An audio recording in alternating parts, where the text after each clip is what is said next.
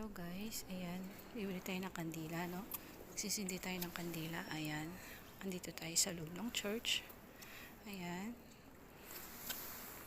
Mag-offer muna tayo ng 1 euro. Ayan.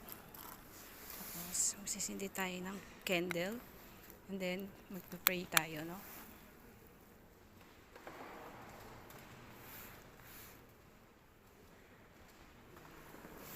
Ayan. Sindihan na.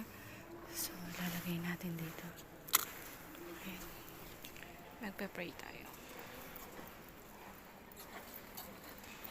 So guys, ayun na nga, lalabas na tayo ng church. Nakapag-pray na din ako, no? So, nag-pray by the Holy Spirit. Ayan. Kahit saan ka naman pwede ka mag-pray. Anyway, yun.